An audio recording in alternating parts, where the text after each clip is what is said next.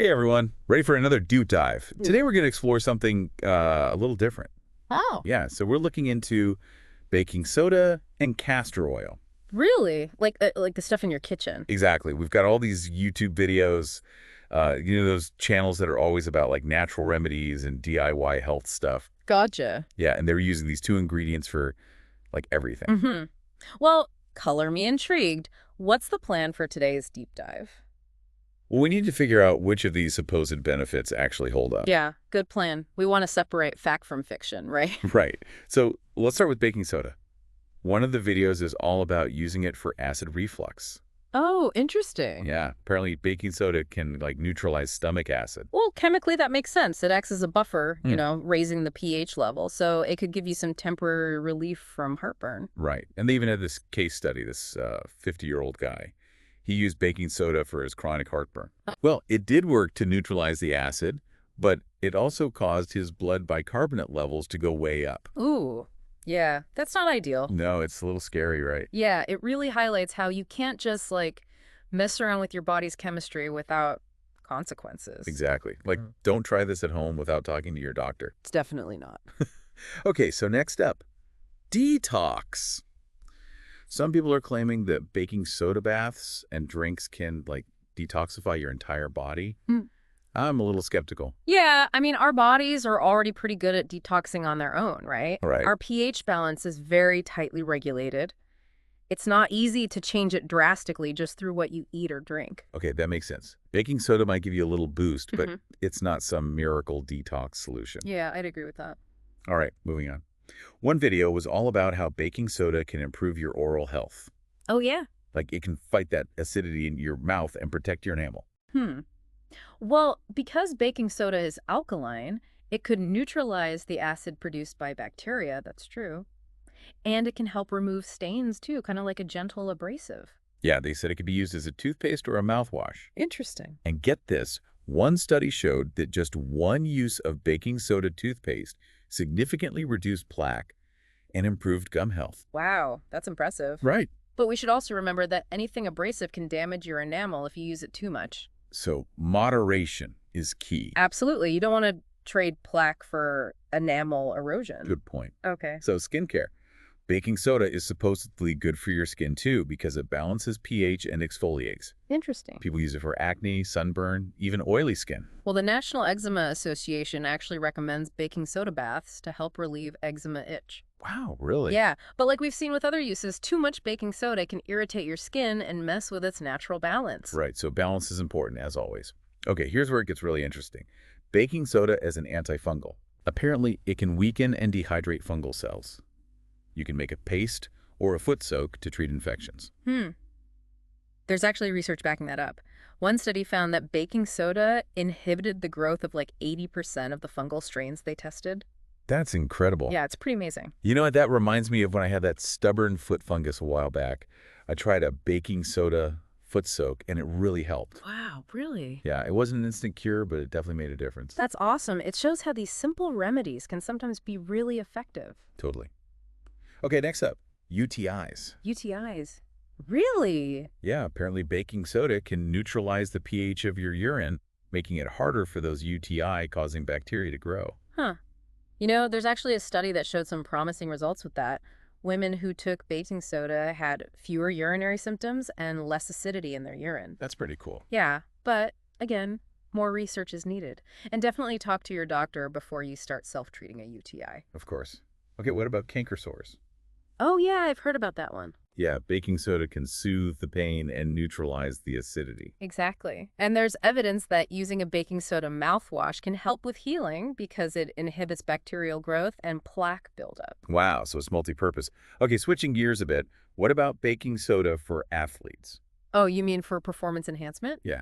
Yeah, some athletes use it because it's thought to buffer lactic acid buildup during intense workouts. Oh, so it can help you push harder for longer? That's the idea. They usually take it like 1 to 2 hours before exercising. Cool. Okay, now for something a little different. Baking soda for kidney function. Yeah. Studies have shown that baking soda can raise bicarbonate levels in your blood, which could be good for people with low levels, due to kidney problems. Oh, interesting. And it might help reduce acidity in your blood too, making it easier for your kidneys to do their job. It's amazing how versatile baking soda seems to be. I know, right? And we can't forget about its use as a natural deodorant. Oh, yeah, that's a popular one. It neutralizes odor, absorbs moisture, and even has some antibacterial properties. Makes sense why it's in so many homemade deodorant recipes. Totally. Okay, before we move on to castor oil, we should probably talk about the risks of using baking soda. Yeah, for sure. Baking soda isn't for everyone. Right. People with kidney issues, high blood pressure, or gastrointestinal disorders should definitely talk to their doctor before using baking soda for anything. And what about pregnant or nursing women? Yeah, same goes for them. Hmm. And anyone with allergies or respiratory issues should be cautious too. Okay, so while baking soda has a ton of potential benefits, it's important to use it wisely and talk to your doctor, Yeah. especially before using it internally. Exactly. Now let's move on to the other star of the show, castor oil. It's famous for its ability to really penetrate deep into your skin and tissues. Some people even claim it can break down growths like bone spurs, tumors, and fibroids over time. Whoa, really? They talked about that in one of the videos. They even suggested that the amount of time you use castor oil should match how long the issue has been around. So like a 3-week-old problem means 3 weeks of castor oil. That's an interesting idea, but just because people say it works doesn't mean it's scientifically proven, right? We definitely need more research to understand how that would even work. Yeah, for sure. Okay, so what about using castor oil for skin conditions? A lot of people talk about using it for things like eczema, psoriasis, and even hemorrhoids. Yeah, and we even saw a story about a woman who claimed she healed her breast cancer just by using castor oil compresses regularly. Wow, that's amazing. But obviously that's just one person's experience. Exactly. So what about respiratory issues? They talked about using castor oil compresses on your chest to help with things like bronchitis, asthma, and congestion. Right, that's a pretty common traditional remedy. It's important to be careful with those kinds of stories, though. You mean like not taking them as medical advice? Yeah, exactly. What works for one person might not work for everyone else. True, true. Speaking of which, they also mentioned a story about a woman who left the hospital against medical advice and claimed she healed herself with castor oil compresses. Wow. These stories are super interesting, but I'm always curious about the science behind them. Me too. Anecdotal evidence is a good starting point, but we need solid research to really know what's going on. Totally. Oh. Okay, next up, sinus and headache relief. Oh, yeah. Castor oil compresses on the forehead or sinuses. That's a classic. Right. But is there any science to back it up? Not a lot, to be honest. It definitely needs more research. Okay, moving on to digestive support. I know castor oil is a popular remedy for constipation. Yeah, and some people use it for irritable bowel syndrome, too. We even heard a story about a doctor's wife who said she cured her IBS using castor oil compresses. Wow, really? Yeah, but you have to be careful with internal use of castor oil. No, how come? It can really irritate your digestive system. So maybe stick to topical applications. Yeah, probably a good idea. Okay, last one. What about pain relief and joint support? Oh, yeah. Castor oil is great for that. People use it for arthritis, sore muscles, all sorts of things. There's even a story about a woman who shrank a fibroid from 3 inches down to 1 inch using castor oil compresses and yam cream.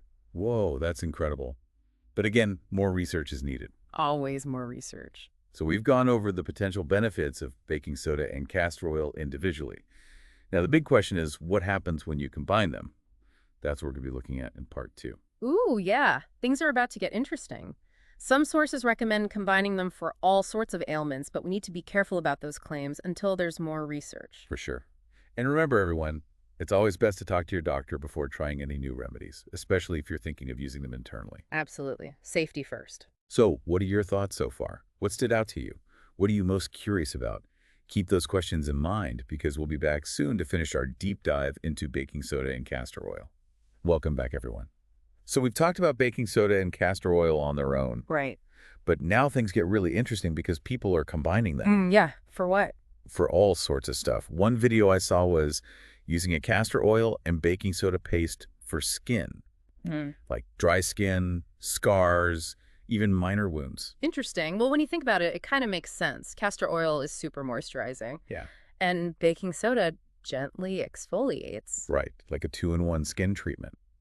And a lot of the videos talked about how both ingredients have antimicrobial properties. So the paste could help prevent infections. Yeah, that's possible. Yeah. But remember, a lot of this is anecdotal. We need more research to know for sure if it really works for wound healing. True, true. What about muscle and joint pain? We talked about each ingredient separately, but what about together? Well, the videos say that combining them makes them even more effective for pain relief. Right.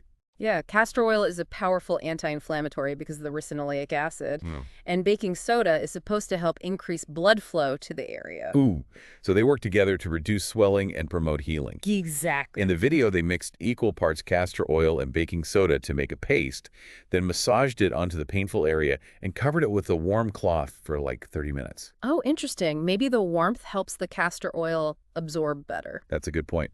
Okay, this next one is kind of out there. Some people believe that castor oil and baking soda can boost circulation and lymphatic drainage. Lymphatic drainage. That's important for getting rid of toxins and waste, right? Exactly. And they say that when your lymphatic system is sluggish, you can get swelling, fatigue, just feel blah overall. Yeah, that makes sense. So they recommend massaging this castor oil and baking soda mix onto areas where you have lymph nodes, like under your arms or in your groin, For how long? like 10-15 minutes every day. They say it can help reduce swelling and give you more energy. It makes you wonder, how exactly do they think those ingredients work to stimulate lymphatic drainage? I'd love to see some research on that. Me too. Is it actually doing something, or is it just a placebo effect? Who knows? Yeah. Okay, let's talk about something that I think a lot of people struggle with. Digestive issues. Yeah. Have you heard about using castor oil and baking soda for things like bloating and constipation? Oh, yeah. Castor oil has been used as a natural laxative forever. Right. And baking soda can neutralize stomach acid, which might help with the bloating and discomfort. Exactly. They said you can massage the mixture onto your abdomen and cover it with a warm cloth, like we talked about with pain relief.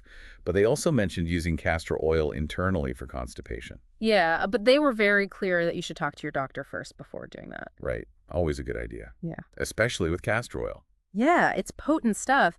Even using it topically can irritate some people's skin. Oh, wow. I didn't know that. Well, on that note, I think it's time to talk about some of the potential risks of using these remedies, especially together. Maybe we can dive into that in part 3. Sounds good to me. It's important to be aware of the downsides, not just get caught up in all the hype. Totally agree. Okay, everyone, before we move on to part 3, I want you to think about all the uses for castor oil and baking soda that we've talked about. Which one stood out to you the most? What are you most curious about? We'll be back soon to finish up our deep dive. And we're back for the final part of our deep dive into baking soda and castor oil. We've covered a lot of ground, haven't we? We have. But before anyone runs off to make their own DIY remedies, we got to talk about safety. Right. Always important to be cautious, especially when it comes to your health.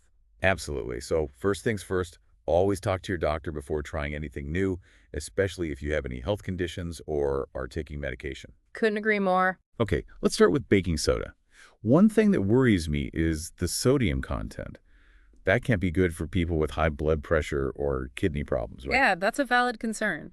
Too much baking soda can cause fluid retention and mess with your electrolyte balance, which would definitely make those conditions worse. So anyone dealing with those issues needs to be extra careful and check with their doctor first. Absolutely. And another thing to keep in mind is that baking soda is alkaline. That's what makes it so good at neutralizing acid, but it can also irritate your skin if you use it too much. Oh, right, because it can mess with your skin's natural pH. Exactly. So, using it as a facial scrub every now and then is probably fine, but don't go overboard. Makes sense. Always start with a small amount and see how your skin reacts. Exactly. And if you see any redness or itching, stop using it right away. Good advice. Oh, and remember how we talked about baking soda for digestion? Yeah. Well, I was reading that it can interfere with how your body absorbs some medications. Oh, that's important. So yeah, if you're taking any medications, definitely talk to your doctor or pharmacist before using baking soda internally. Definitely better to be safe than sorry. Okay, let's move on to castor oil. The biggest caution I've heard about is that it can upset your stomach, especially if you take it internally. Oh yeah, castor oil is a strong laxative. Too much of it, and you'll be running to the bathroom. You could even get dehydrated. So start with a small dose and listen to your body. If you don't feel good, stop taking it. Exactly. And as always, talk to your doctor first. Okay, now for a question that's been bugging me. What about those stories of castor oil breaking down growths? They were pretty convincing, but is there any real science behind that? I know those stories can be really powerful, but we got to remember that they're just anecdotes. They're not the same as scientific evidence. So are you saying people should just ignore them? Not necessarily. They can be good starting points for research. But if Yeah. you have any concerns about growths or anything like that, always talk to your doctor. Good advice. They can give you the best guidance based on actual evidence. Okay, last thing, allergies.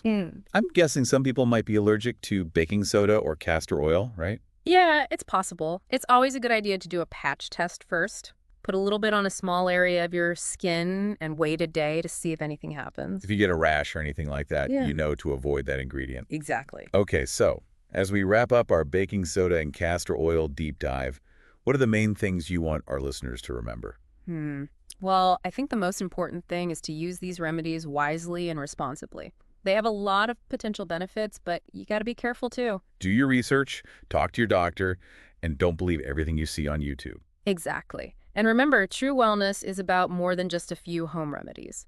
It's about taking care of your whole self, your mind, body, and spirit. Absolutely. Eating healthy, exercising, managing stress, and having a good support system are all important too. Couldn't agree more. Well, that brings us to the end of our deep dive. We hope you've learned something new and feel inspired to explore the world of natural wellness. Remember, knowledge is power. The more you know about these remedies, the better choices you can make for your health. So keep learning, stay curious, and most importantly, listen to your body. Thanks for joining us, and we'll see you on our next deep dive.